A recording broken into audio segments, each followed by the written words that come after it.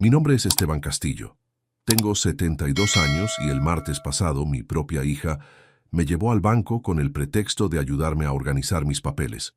Pero en realidad quería que firmara un documento que le transfería mi casa.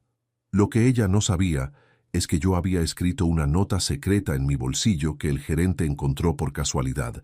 Una nota que cambiaría todo para siempre y le demostraría que este viejo no era tan ingenuo como ella creía. Imagínate la situación. Después de 45 años trabajando como mecánico para construir esa casa ladrillo por ladrillo, después de criarla sola desde los 10 años cuando murió su madre, mi hija Camila me dice que necesitamos ir al banco para poner los papeles en orden, porque a mi edad pueden pasar accidentes. Papá, me dijo con esa voz dulce que usaba cuando quería algo, es mejor prevenir que curar. Si algo te pasa, yo no voy a poder ayudarte con los trámites legales. Algo te pasa. Como si tener 72 años fuera una enfermedad terminal. Como si estar jubilado significara estar incapacitado. Como si todos esos años de experiencia no me hubieran enseñado a distinguir entre el cariño genuino y la manipulación disfrazada de preocupación familiar. Pero acá viene lo que Camila jamás se imaginó. Yo había estado sospechando de sus verdaderas intenciones durante semanas. Las visitas repentinas después de años de ausencia, las preguntas sobre mis finanzas, las sugerencias sobre simplificar mis asuntos legales. Por eso, esa mañana antes de salir hacia el banco, escribí una nota que guardé en el bolsillo de mi camisa. Una nota que iba a salvarme de la traición más grande de mi vida. Al día siguiente, cuando el gerente del banco leyó esa nota, mi hija descubrió que había subestimado completamente al hombre que la había criado. Porque una cosa es intentar engañar a un extraño y otra muy distinta es tratar de estafar a alguien que te conoce desde que naciste y que había estado preparándose para tu traición mucho antes de que vos te dieras cuenta de que la estabas planeando. Escuchá esta historia hasta el final y contame qué habrías hecho vos en mi lugar. Decime también desde qué ciudad me estás escuchando, porque lo que pasó en ese banco va a cambiar tu manera de ver las relaciones familiares para toda la vida. Para entender cómo llegué hasta esa situación tan terrible, tengo que contarte la historia desde el principio, porque no siempre fui este viejo sospechoso de su propia hija.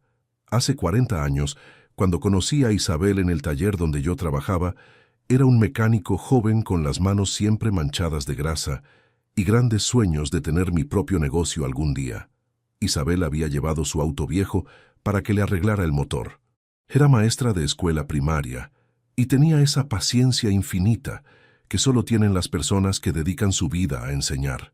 Mientras yo trabajaba en su auto, ella se quedaba conversando conmigo sobre mecánica, sobre educación, sobre cómo queríamos que fuera nuestro futuro. Esteban, me decía, vos tenés manos de oro. Cualquier motor que toques vuelve a funcionar como nuevo. Y tenía razón. Yo había nacido con un don especial para entender las máquinas, para escuchar lo que necesitaban, para arreglar lo que otros mecánicos daban por imposible. Nos casamos al año siguiente.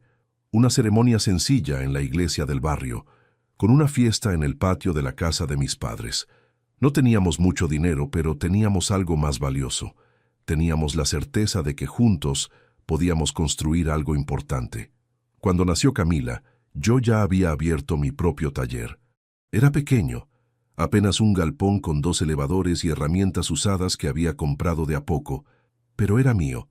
Isabel seguía trabajando como maestra y entre los dos lográbamos mantener a la familia sin pasar necesidades. Recuerdo las noches cuando Camila era bebé. Isabel la amamantaba mientras yo revisaba las cuentas del taller en la mesa de la cocina. Esteban, me decía mi mujer, esta nena va a tener todo lo que nosotros no tuvimos. Va a estudiar, va a viajar, va a conocer el mundo. Y así fue. Desde chiquita Camila tuvo lo mejor que pudimos darle. Ropa nueva, juguetes, libros, clases de piano. Mientras otros chicos del barrio se conformaban con lo básico, nuestra hija vivía como una princesita. Isabel insistía en que la educación era lo más importante. Esteban, nosotros trabajamos con las manos, pero Camila va a trabajar con la cabeza. Cuando Camila tenía 10 años, Isabel empezó a sentirse mal. Al principio pensamos que era cansancio del trabajo, estrés de manejar el aula y la casa al mismo tiempo, pero después vinieron los desmayos, los dolores de cabeza constantes, las consultas médicas que no encontraban explicación a lo que le pasaba. El diagnóstico llegó como un balde de agua fría: tumor cerebral, inoperable. Los médicos nos dijeron que tenía entre 6 meses y 2 años de vida, dependiendo de cómo respondiera a los tratamientos.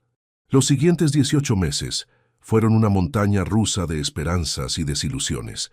Días buenos donde Isabel parecía estar mejorando. Días terribles donde apenas podía levantarse de la cama. Yo trabajaba en el taller durante el día y la cuidaba durante la noche. Camila, que era apenas una nena, ayudaba como podía trayéndole agua a su mamá, haciendo silencio cuando Isabel necesitaba descansar. Isabel murió un domingo por la mañana, tranquila en casa, rodeada de las 2 personas que más amaba en el mundo. Sus últimas palabras fueron para mí: Esteban, cuídala bien. Enséñale que el trabajo honesto es lo más valioso que existe.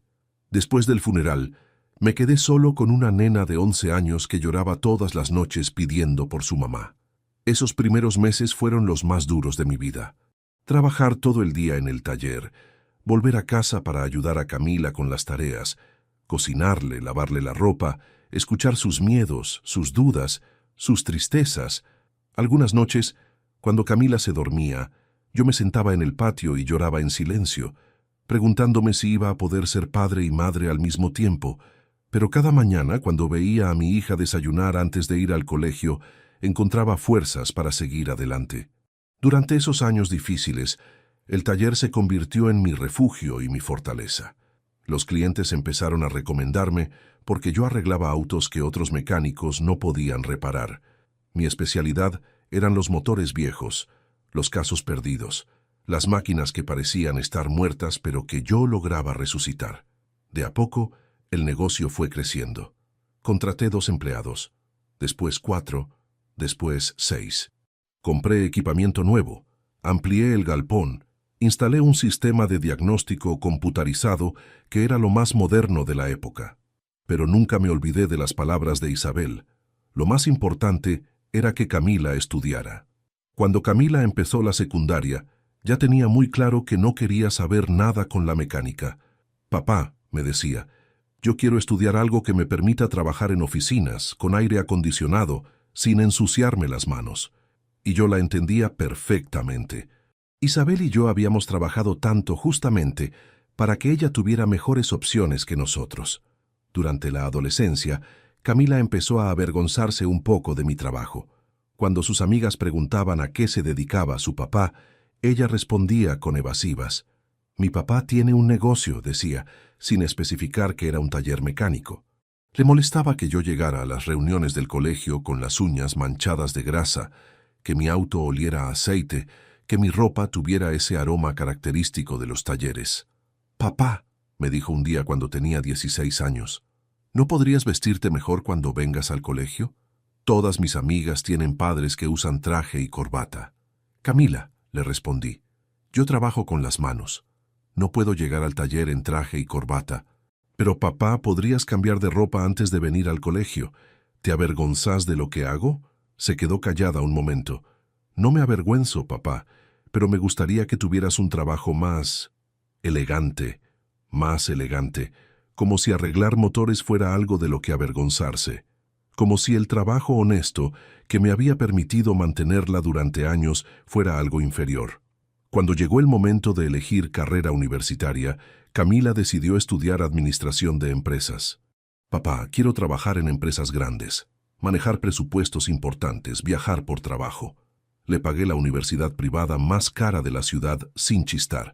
Si quería ser ejecutiva, iba a tener la mejor educación posible. Durante los 5 años de universidad, Camila vivió como una reina.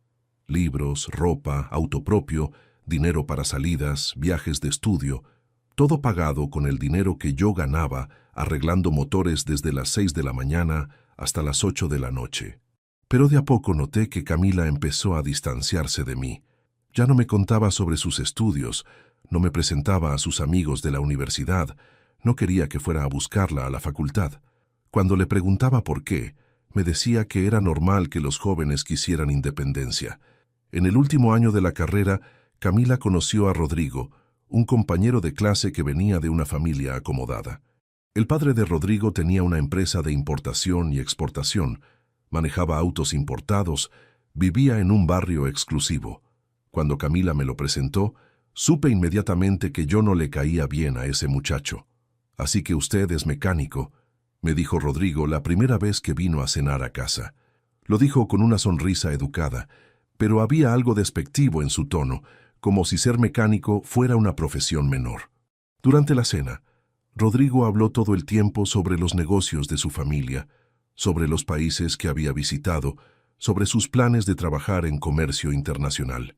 No me hizo una sola pregunta sobre mi taller, mi experiencia, mi vida.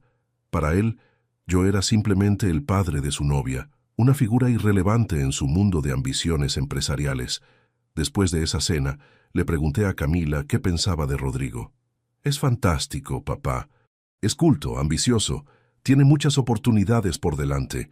Además, su familia tiene muy buena posición económica. Buena posición económica. Como si eso fuera lo más importante para elegir pareja. Como si todo el amor y la dedicación que yo le había dado no le hubieran enseñado que hay valores más importantes que el dinero». Cuando Camila se recibió, yo organicé una fiesta en casa para celebrar. Invité a todos mis clientes que se habían encariñado con ella a lo largo de los años, a los vecinos que la habían visto crecer, a mis empleados que la conocían desde chiquita. Rodrigo vino con sus padres, que se comportaron como si estuvieran en una visita oficial a un país subdesarrollado. Durante el brindis, yo hablé sobre lo orgulloso que me sentía de Camila, sobre todos los sacrificios que habían valido la pena para verla convertida en una profesional. Los padres de Rodrigo aplaudieron educadamente, pero pude ver en sus caras que pensaban que mi discurso era demasiado emocional para su gusto sofisticado. 6 meses después, Rodrigo le propuso casamiento. Una propuesta cara en un restaurante de lujo, con un anillo que costaba más de lo que yo ganaba en 3 meses. Camila me llamó emocionada para contármelo, pero cuando le pregunté sobre los preparativos de la boda, me di cuenta de que yo no estaba incluido en la planificación. «Papá, los padres de Rodrigo quieren una ceremonia íntima, solo familia cercana», me dijo cuando le pregunté sobre la fecha. «¿Y yo no soy familia cercana?» «Sí, papá, por supuesto que sí, pero ellos tienen una manera muy particular de hacer las cosas, una manera muy particular que no me incluía a mí. La boda fue hermosa, pero me sentí como un extraño en la celebración de mi propia hija». Me ubicaron en una mesa lateral, junto con algunos parientes lejanos de Rodrigo, que no me dirigieron la palabra en toda la noche. Camila estaba radiante, pero cada vez que intentaba acercarme a hablar con ella, aparecía algún invitado importante que requería su atención. Durante el baile padre e hija, mientras la tenía en mis brazos por última vez como soltera, le dije: «Camila, espero que seas muy feliz con Rodrigo». «Voy a ser feliz, papá. Él me va a dar la vida que siempre quise tener, la vida que siempre quiso tener». Como si la vida que habíamos tenido juntos hubiera sido un castigo del que tenía que liberarse. Después de la boda, las visitas de Camila se volvieron cada vez más esporádicas. Antes venía todos los domingos a almorzar, me ayudaba con la limpieza de la casa, me contaba sobre sus planes. Ahora venía una vez por mes, siempre con prisa, siempre con excusas para irse temprano. «Papá, Rodrigo y yo tenemos muchos compromisos. Su trabajo en la empresa de su padre requiere que participemos en reuniones sociales, cenas de negocios, eventos importantes. Eventos importantes.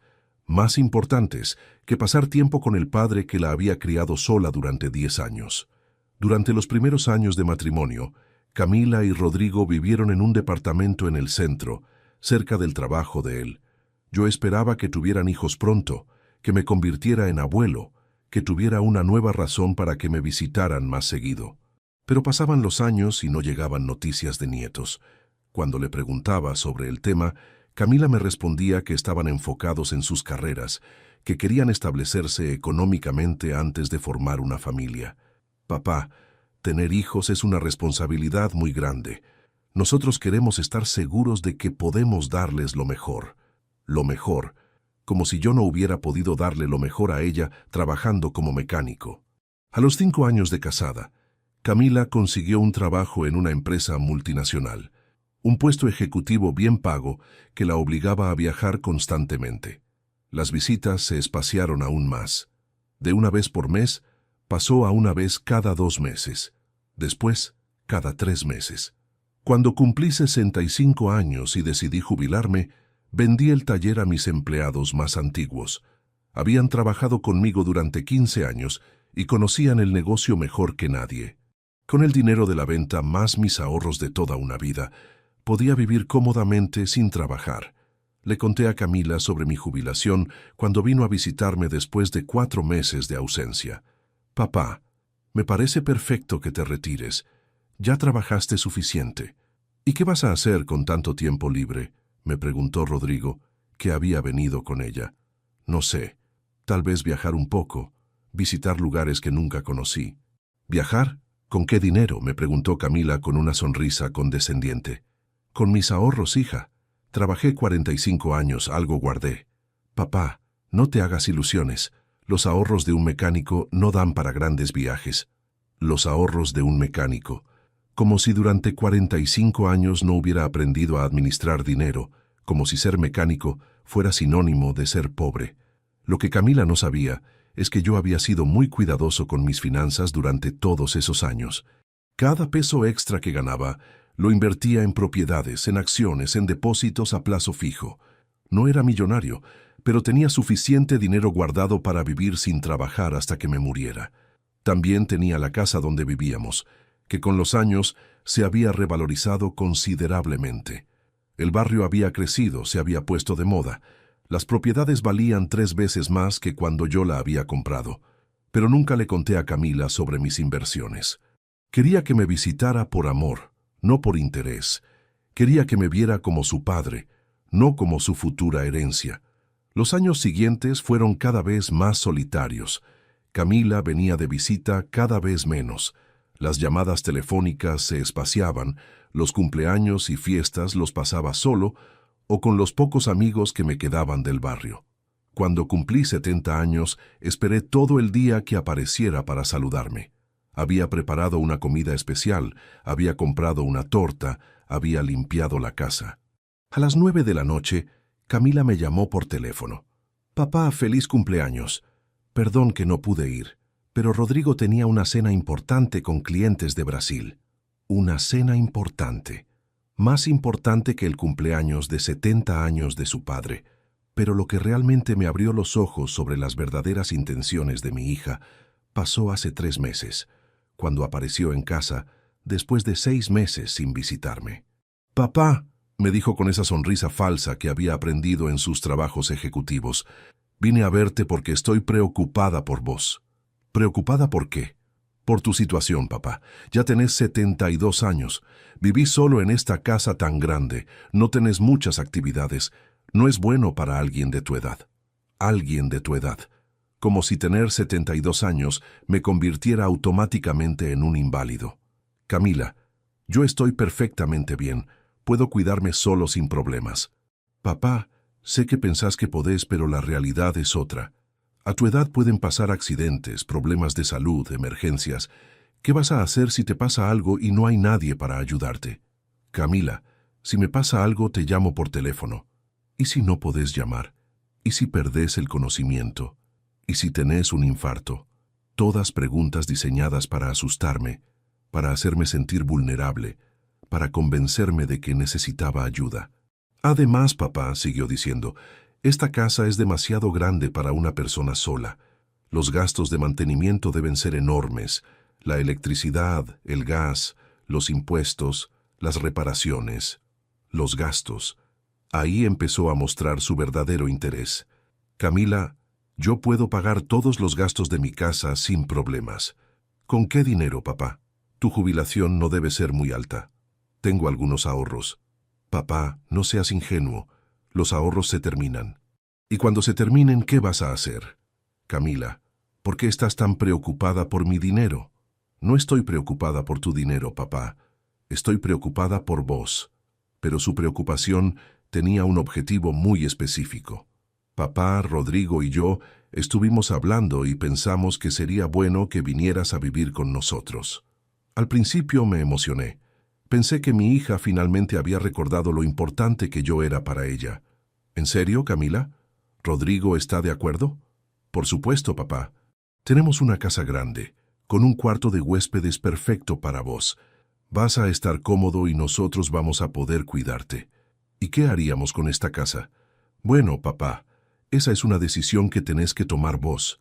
Podrías venderla y usar ese dinero para tus gastos personales, o podrías alquilarla y vivir de la renta. Venderla o alquilarla.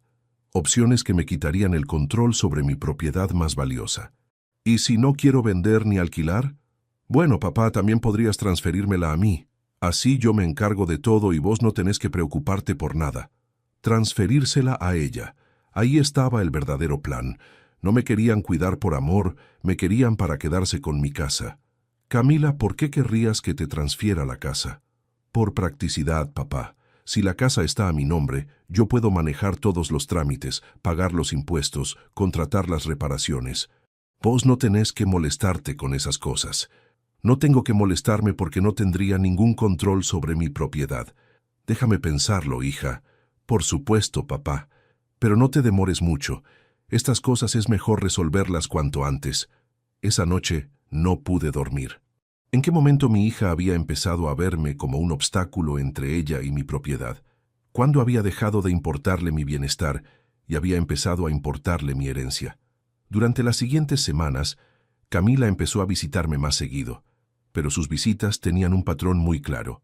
Siempre terminaba hablando sobre la conveniencia de transferir la casa, sobre los riesgos de que yo viviera solo, sobre lo fácil que sería resolver todo si ella se encargaba de mis propiedades. Papá, en el banco me dijeron que podemos hacer la transferencia en una tarde. Es un trámite muy simple. ¿Ya hablaste en el banco? Solo pregunté, papá, para informarme sobre el procedimiento. Solo preguntó. Pero ya tenía todo averiguado. Además, papá, el gerente me explicó que es muy común que los padres mayores transfieran sus propiedades a los hijos para evitar problemas futuros. Muy común. Como si yo fuera un caso típico que había que resolver siguiendo un protocolo establecido. 2 semanas después, Camila apareció con una propuesta muy específica. Papá, tengo todo organizado para ir al banco el martes que viene. Ya saqué turno, ya preparé todos los papeles. Solo necesitas firmar y listo. ¿Ya preparaste todos los papeles? Sí, papá, para ahorrarte molestias. Yo me encargué de todo. Se encargó de todo sin consultarme, sin preguntarme si realmente quería hacer la transferencia. Camila, ¿no te parece que estás apurando las cosas? Papá, estas cosas es mejor hacerlas cuanto antes. Si esperamos mucho, después pueden surgir complicaciones. ¿Qué complicaciones? ¿Que yo cambiara de opinión? El lunes por la noche, antes de ir al banco, tuve una corazonada que me salvó la vida. Algo me decía que tenía que protegerme de alguna manera, que tenía que dejar constancia de lo que realmente estaba pasando. Agarré un papel y escribí una nota que guardé en el bolsillo de mi camisa. Una nota que sería mi salvación al día siguiente. El martes por la mañana, Camila llegó puntual para llevarme al banco. Venía vestida elegante, con una carpeta llena de papeles, con esa sonrisa entusiasta de quien está a punto de conseguir lo que quiere. «Papá, ¿estás listo? El turno es a las 10 en punto». «Sí, hija, estoy listo». Durante el viaje al banco, Camila me explicó el procedimiento. «Papá, es muy simple. El gerente nos va a recibir, yo le voy a entregar los papeles. Él te va a explicar qué tenés que firmar. Vos firmás y listo. En media hora salimos. En media hora yo perdería el control sobre mi casa para siempre». Llegamos al banco 5 minutos antes de la hora. Camila se dirigió directamente al escritorio del gerente, como si fuera una cliente habitual. «Buenos días, señor Fernández. Soy Camila Castillo. Hablamos por teléfono sobre la transferencia de propiedad». El gerente era un hombre de unos 50 años, con aspecto serio y profesional. Nos hizo pasar a su oficina y cerró la puerta. «Señor Castillo», me dijo, «su hija me explicó que quiere transferir su casa a su nombre. ¿Es correcto?». Antes de que yo pudiera responder, Camila se adelantó. Sí, señor Fernández, mi papá está de acuerdo, ya hablamos todo en casa. Perfecto. ¿Trajeron toda la documentación? Camila abrió su carpeta y empezó a sacar papeles. Acá está el título de propiedad, la libreta de impuestos al día, el documento de mi papá, mi documento, el poder que preparó mi abogado. ¿El poder que preparó su abogado? ¿Desde cuándo tenía un abogado involucrado en esto? Muy bien, dijo el gerente. Señor Castillo, ¿usted entiende que al firmar estos documentos está transfiriendo la propiedad de su casa a su hija? Sí, respondí. Entiendo. ¿Y está de acuerdo con hacer esta transferencia? Camila me miró con ansiedad esperando mi respuesta. Sí, estoy de acuerdo. No estaba de acuerdo para nada, pero necesitaba que el gerente leyera mi nota. Perfecto. Entonces procedemos con la firma. El gerente puso los papeles frente a mí y me entregó una lapicera. Camila se inclinó hacia adelante, expectante, pero cuando extendí la mano para firmar, se me cayó la lapicera al suelo. Al agacharme a recogerla, fingí que se me enganchaba la camisa en la silla y quedó abierta, mostrando el bolsillo donde tenía la nota. Disculpe, le dije al gerente, ¿me puede ayudar a acomodar la camisa? El gerente se acercó para ayudarme y en ese momento vio la nota que sobresalía del bolsillo. Era un papel blanco con letras grandes que decía: Ayuda, no quiero firmar, mi hija me está forzando. El gerente se quedó inmóvil por unos segundos, procesando lo que había leído. Después me miró a los ojos y entendió todo. Señor Castillo, me dijo con una voz diferente, ¿podría acompañarme un momento a buscar unos formularios adicionales? Por supuesto. Señorita Castillo, espérenos acá, volvemos en 5 minutos. Camila se quedó sentada sin entender qué estaba pasando. El gerente me llevó a su oficina privada y cerró la puerta con llave. Señor Castillo, leí su nota. ¿Su hija lo está presionando para que firme la transferencia? Sí, señor. Durante semanas me viene insistiendo. Me amenazó con que si no transfiero la casa, no va a cuidarme cuando sea más viejo. ¿Usted realmente quiere hacer esta transferencia? No, señor, para nada. Esa casa es lo único que me queda de toda una vida de trabajo. ¿Su hija sabe que usted no quiere firmar? No lo sabe porque no me atrevo a decírselo. Tiene el carácter muy fuerte y temo que, si me niego, va a dejar de visitarme completamente. El gerente se quedó pensando unos minutos.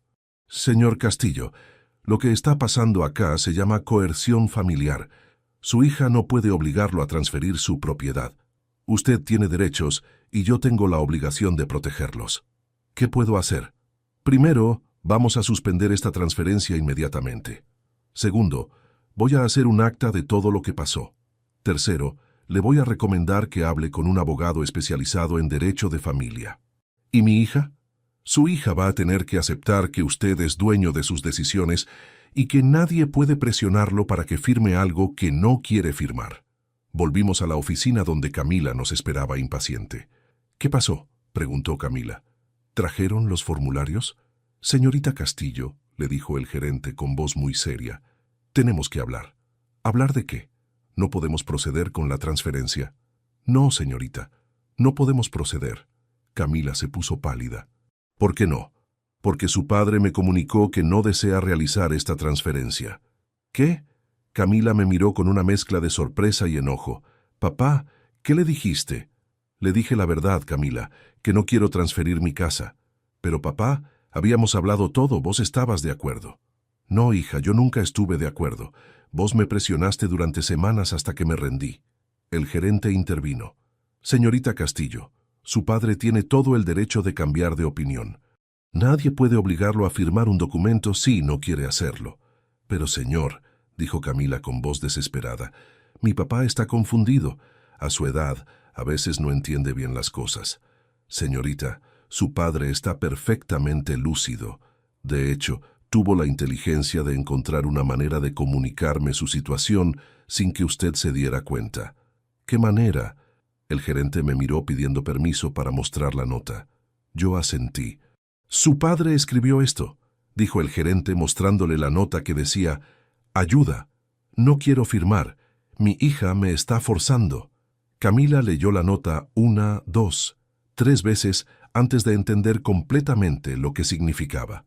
«Papá», me dijo con lágrimas en los ojos, ¿Realmente pensás que yo te estoy forzando?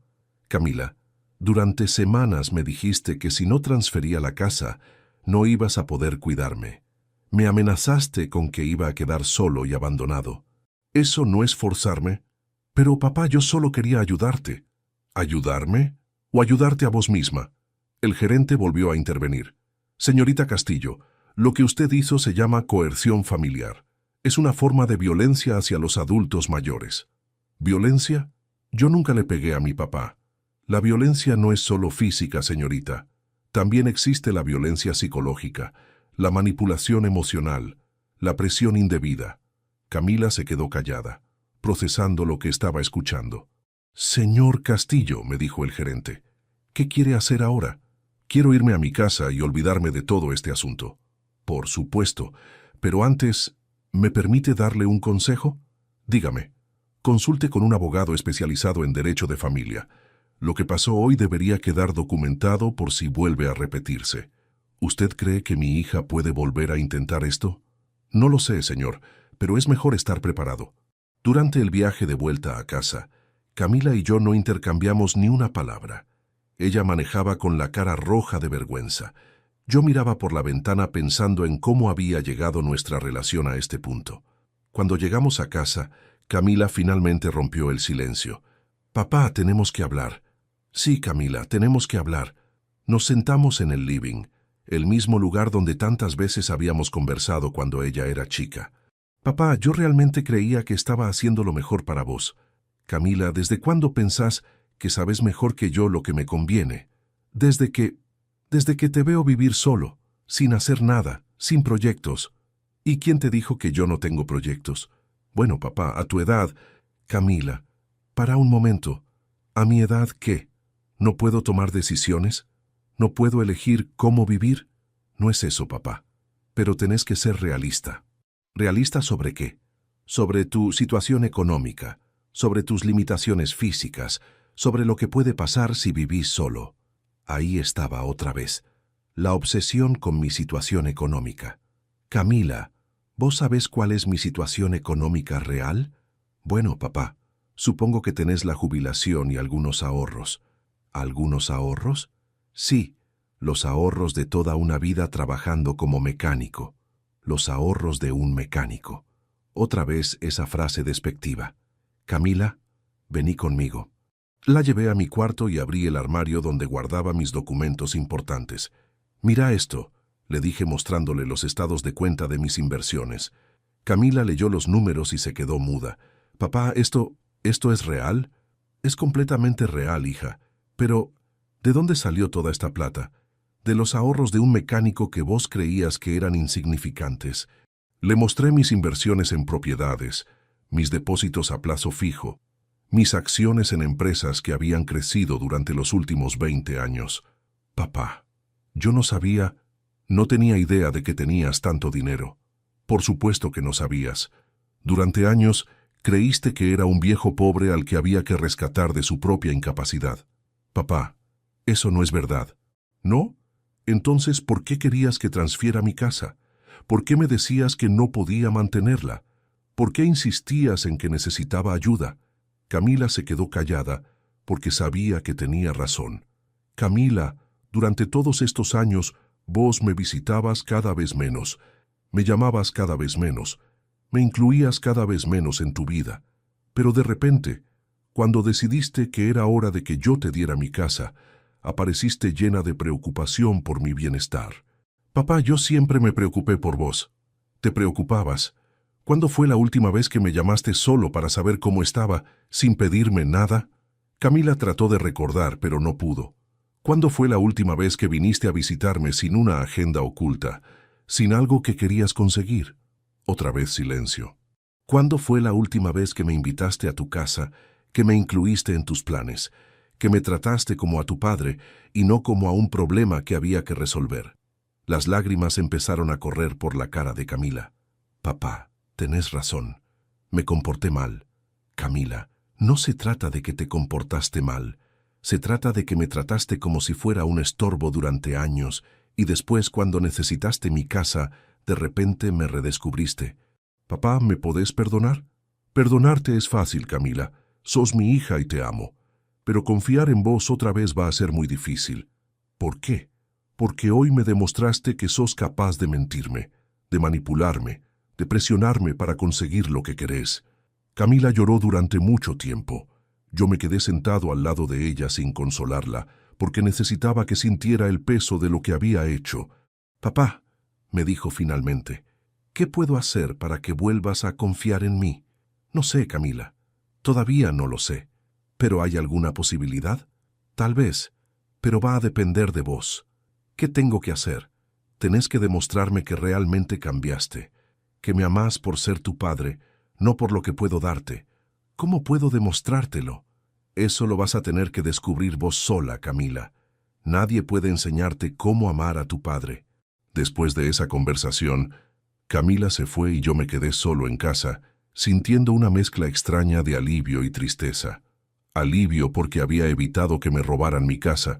Tristeza porque había descubierto que mi propia hija era capaz de intentar estafarme. Esa noche llamé al abogado que me había recomendado el gerente del banco. Le conté toda la situación y él me explicó que lo que había pasado era más común de lo que yo pensaba. «Don Esteban», me dijo, «muchos hijos ven a sus padres mayores como fuentes de herencia anticipada. Se convencen de que están ayudando cuando en realidad están robando. ¿Y qué puedo hacer para protegerme? Primero, cambiar su testamento para incluir cláusulas que protejan su voluntad. Segundo, designar un albacea independiente que no sea su hija. Tercero, documentar todo lo que pasó para tener pruebas si vuelve a intentar algo similar». Durante las siguientes semanas seguí todos los consejos del abogado. Cambié mi testamento, designé un albacea, documenté todo el episodio del banco. También hice algo más. Decidí investigar si Camila tenía problemas económicos que explicaran su desesperación por conseguir mi casa. Lo que descubrí me sorprendió. Rodrigo había invertido mal el dinero de la empresa de su padre y estaba al borde de la quiebra. Necesitaban dinero urgente para evitar el cierre del negocio y pensaron que mi casa podía ser la solución. No me querían cuidar por amor, me querían estafar por necesidad. 2 meses después del episodio del banco, Camila reapareció en mi casa. Venía sola, sin Rodrigo, con una actitud muy diferente. «Papá, vine a pedirte perdón». «Ya me pediste perdón, Camila». «No, papá, esta vez es diferente. Esta vez entiendo realmente lo que hice». «¿Qué entendés?» «Entiendo que traicioné todo lo que vos me enseñaste sobre honestidad, sobre respeto, sobre familia». Se sentó en el sofá y empezó a contarme la verdad. «Papá, Rodrigo y yo tenemos problemas económicos graves. La empresa está quebrando, debemos mucho dinero, estamos desesperados». «¿Y pensaron que mi casa podía salvarlos?» «Sí, papá, pensamos que si conseguíamos tu casa, podíamos venderla y usar ese dinero para salvar el negocio». «¿Y mi bienestar? ¿Dónde iba a vivir yo después de que vendieran mi casa? Pensamos que podías vivir con nosotros». «¿En qué? ¿Si vendían mi casa para pagar sus deudas?» Camila se dio cuenta de lo absurdo del plan.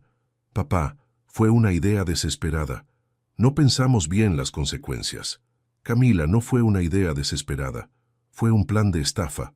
Me mentiste, me manipulaste, me presionaste durante semanas». «Tenés razón, papá.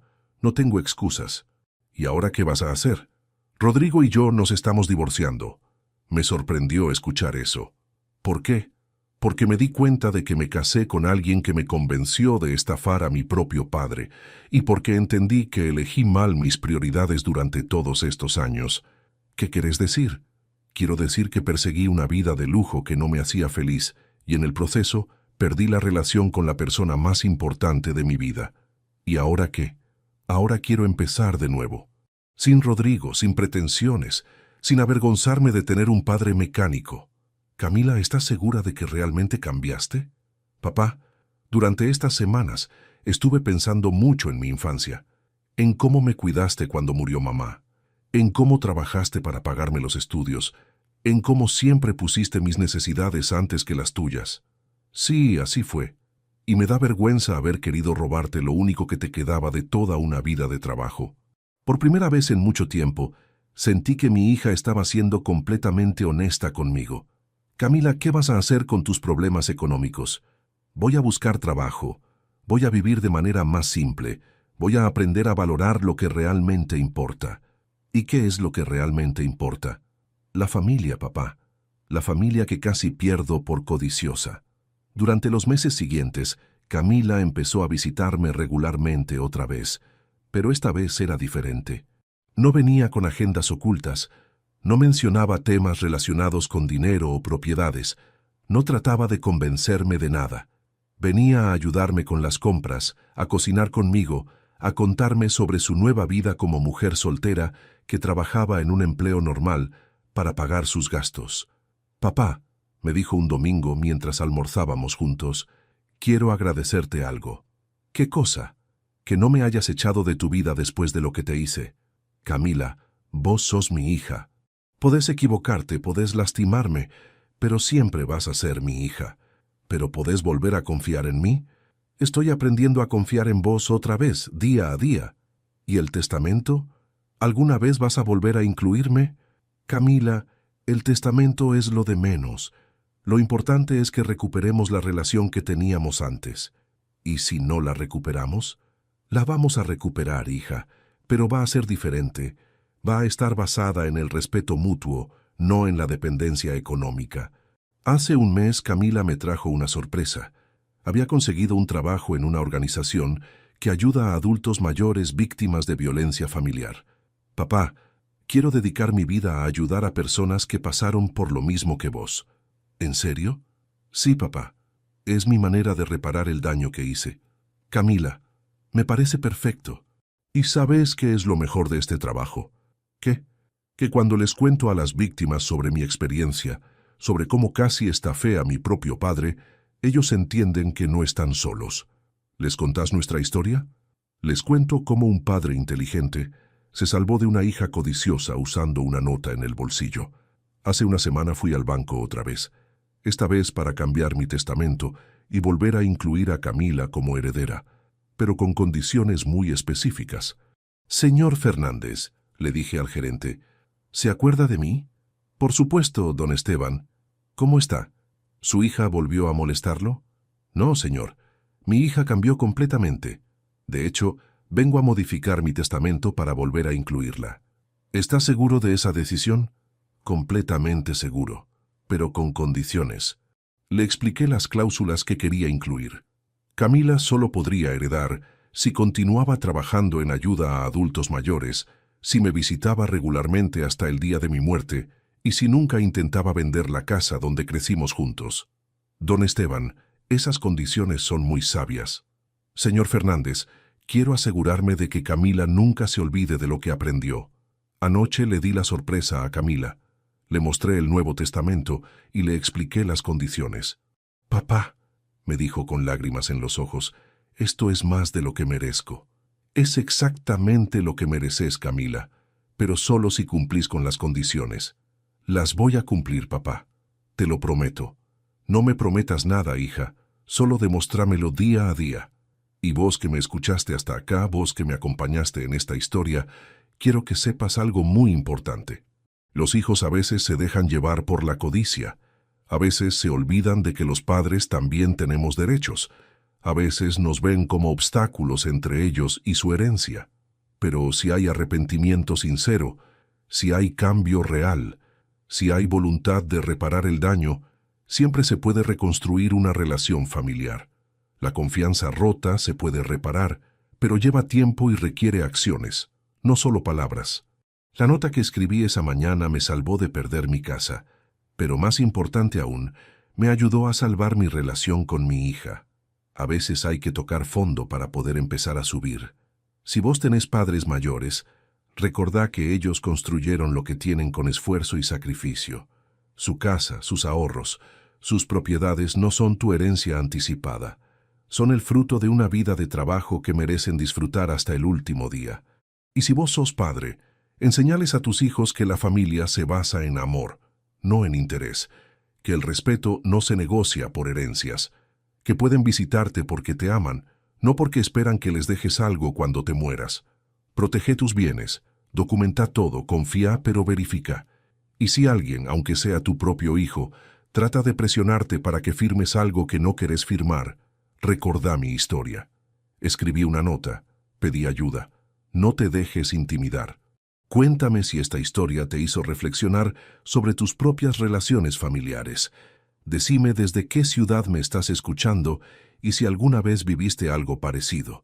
Porque al final, lo único que realmente importa no es cuánto dinero dejes cuando te mueras, sino cuántas personas van a recordarte con amor genuino, no con gratitud por la herencia que les dejaste. La familia verdadera se construye con amor, se mantiene con respeto y se destruye con codicia. Yo casi pierdo a mi hija por no haberle enseñado esto a tiempo, pero una simple nota en el bolsillo nos dio una segunda oportunidad. Pero hay algo más que quiero contarte, algo que pasó la semana pasada y que me confirmó que mi decisión de perdonar a Camila fue correcta. El jueves por la tarde, mientras estaba leyendo en el patio, escuché que alguien tocaba el timbre con insistencia. Cuando abrí la puerta, me encontré con una mujer de unos 80 años que lloraba desesperadamente. «Disculpe, señor», me dijo. «¿Usted es don Esteban Castillo, el papá de la señorita Camila que trabaja en la Fundación de Adultos Mayores?» «Sí, soy yo». «¿Qué necesita, señora?» «Señor, su hija me salvó la vida. Vengo a agradecerle por haberla criado tan bien». La señora se llamaba doña Mercedes y tenía una historia muy parecida a la mía. Su hijo había intentado venderle la casa sin su consentimiento, falsificando documentos y aprovechándose de que ella tenía principios de Alzheimer. «Don Esteban», me contó entre lágrimas, «cuando fui a la fundación a pedir ayuda, su hija me escuchó durante 3 horas. Me explicó mis derechos, me acompañó al banco, me ayudó a recuperar mis propiedades. ¿Y cómo terminó todo? Mi hijo está preso por estafa y falsificación de documentos. Yo recuperé mi casa y ahora vivo tranquila, sabiendo que hay personas como su hija que nos protegen». Esa noche llamé a Camila para contarle sobre la visita de doña Mercedes. «Papá», me dijo, «cada vez que ayudo a una víctima de violencia familiar, me acuerdo de lo que te hice a vos. Es mi manera de pagar mi deuda con la vida». «Camila, vos ya pagaste tu deuda conmigo. Ahora estás ayudando a otros y eso me hace sentir orgulloso». «¿Orgulloso de qué, papá?» «Orgulloso de que hayas aprendido que el verdadero valor de una persona no está en lo que tiene, sino en lo que da». Durante estos últimos meses, he visto a Camila trabajar incansablemente en la fundación. Ha ayudado a docenas de adultos mayores a recuperar sus propiedades, a denunciar abusos, a reconstruir relaciones familiares rotas por la codicia. También la he visto cambiar como persona. Ya no habla de lujos, de viajes caros, de estatus social. Habla de casos que está manejando, de familias que está ayudando a reconciliar, de viejos que logró salvar de estafas. «Papá», me dijo el domingo pasado mientras cocinábamos juntos, «¿sabes qué es lo que más me duele de todo lo que pasó?» «¿Qué cosa, hija?» «Que perdí tanto tiempo persiguiendo cosas que no me hacían feliz, en lugar de valorar lo que realmente importaba». «¿Y qué es lo que realmente importa?» «Vos, papá, la familia, los valores que me enseñaste y que yo traicioné por ambición». «Camila, lo importante no es que te hayas equivocado, sino que hayas aprendido de tu error». «¿Y vos me perdonaste completamente?» «Te perdoné completamente, hija, pero más importante aún, vos te perdonaste a vos misma y usaste esa experiencia para ayudar a otros». El mes pasado, Camila me pidió que fuera a dar una charla en la fundación sobre mi experiencia en el banco. Al principio me daba vergüenza contar públicamente cómo mi propia hija había intentado robarme, pero después entendí que mi historia podía ayudar a otros. La charla fue un éxito. Había más de 50 adultos mayores que habían pasado por experiencias similares. Algunos habían perdido sus casas, otros habían logrado defenderse. Todos tenían cicatrices emocionales por la traición de sus propios hijos. «Don Esteban», me dijo un señor después de la charla, «su historia me dio esperanza. Si usted pudo recuperar la relación con su hija, tal vez yo también pueda hacerlo con mi hijo». «¿Qué pasó con su hijo?» «Me robó los ahorros de toda la vida para invertir en un negocio que quebró. Hace 2 años que no me habla porque se avergüenza de lo que hizo». «¿Y usted qué siente?» «Estoy enojado, pero también lo extraño. Al fin y al cabo, es mi hijo». Señor, el amor de padre no se borra por los errores de los hijos. Si él está dispuesto a reconocer su error y a cambiar, siempre hay esperanza. 3 semanas después, ese señor me llamó para contarme que se había reconciliado con su hijo. Don Esteban, su consejo funcionó. Mi hijo vino a pedirme perdón y está trabajando para devolverme el dinero que me robó. Historias como esa me confirmaron que compartir mi experiencia valía la pena, aunque fuera doloroso revivir esos momentos difíciles. También empecé a colaborar con la fundación de otra manera. Con parte de mis ahorros, financiamos un programa de asesoramiento legal gratuito para adultos mayores, víctimas de violencia familiar. Hasta ahora, hemos ayudado a más de 200 personas a recuperar sus propiedades y a reconstruir sus relaciones familiares. Papá, me dijo Camila la semana pasada, este programa es tu verdadero legado. ¿Por qué decís eso? Porque estás usando lo que te pasó para evitar que les pase a otros. Estás convirtiendo tu dolor en esperanza para muchas familias. Ayer recibí una carta que me emocionó hasta las lágrimas. Era de una mujer de 75 años que había escuchado mi charla en la fundación. Don Esteban, decía la carta, después de escuchar su historia, encontré el coraje para enfrentar a mi hija que me estaba presionando para vender mi casa.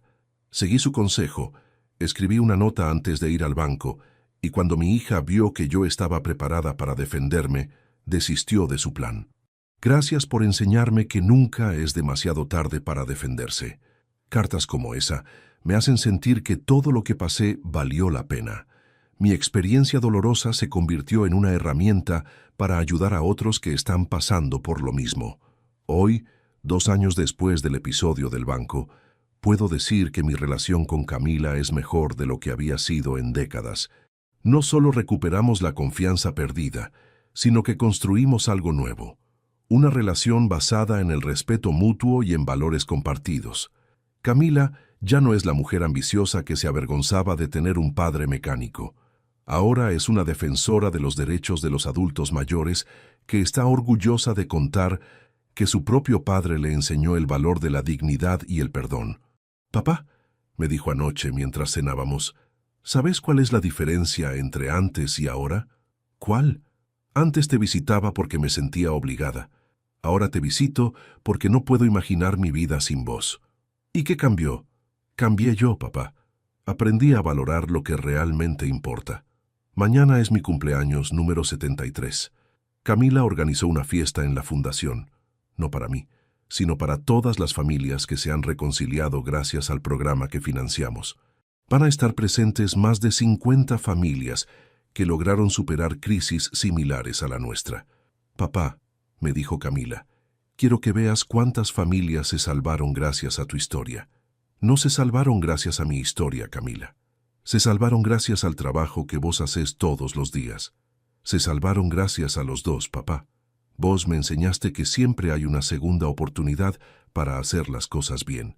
Esta mañana, mientras desayunaba solo en mi cocina, pensé en todo lo que había cambiado desde aquella mañana cuando escribí la nota que me salvó. No solo conservé mi casa y mis ahorros, sino que recuperé a mi hija y encontré una nueva misión en la vida. A veces las traiciones más dolorosas pueden convertirse en las bendiciones más inesperadas. Mi hija intentó robarme mi casa, pero en el proceso descubrimos que había algo mucho más valioso en juego: nuestra relación familiar. El dolor de esa experiencia nos enseñó a ambos lecciones que nunca habríamos aprendido de otra manera. A mí me enseñó a protegerme sin perder la capacidad de perdonar. A ella le enseñó que el amor verdadero no se mide en herencias, sino en tiempo compartido y respeto mutuo. Hoy, cada vez que paso por el banco donde todo cambió, me acuerdo de la importancia de esa pequeña nota que escribí. 4 palabras que me salvaron de perder todo. No quiero firmar esto. Pero más importante que esas 4 palabras fue la decisión de dar una segunda oportunidad, porque al final, el perdón no es solo un regalo que les damos a otros, sino un regalo que nos damos a nosotros mismos.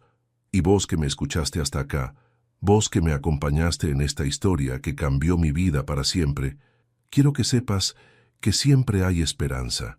Siempre hay una manera de protegerte sin perder la capacidad de amar. Siempre hay una segunda oportunidad para hacer las cosas bien. Si estás pasando por algo similar, recordá mi historia. Escribí una nota, pedí ayuda, deféndete. Pero también recordá que el objetivo no es castigar, sino proteger. No es vengarse, sino educar. No es romper la familia, sino sanarla. ¿Y vos? ¿Amás a tu familia por lo que es o por lo que te puede dar? ¿Visitas a tus padres porque los querés o porque estás esperando tu herencia? ¿Estás dispuesto a dar una segunda oportunidad cuando alguien demuestra que realmente cambió? La respuesta a esas preguntas puede cambiar toda tu vida, como cambió la mía esa mañana cuando decidí escribir 4 palabras que lo cambiaron todo. No quiero firmar esto. Pero lo más importante de todo es que decidí que esas 4 palabras no fueran el final de nuestra historia, sino el comienzo de una historia nueva, una historia de perdón, de crecimiento, de segundas oportunidades, una historia que hoy está ayudando a cientos de familias a sanar sus heridas y a construir relaciones más fuertes. Porque al final, eso es lo que realmente importa. No cuánto dinero tengamos cuando nos muramos, sino cuántas vidas hayamos tocado, cuántas familias hayamos ayudado a sanar, cuánto amor hayamos dejado en el mundo. Y esa, mi amigo, es la verdadera herencia que quiero dejarle a mi hija y a todas las familias que están escuchando esta historia.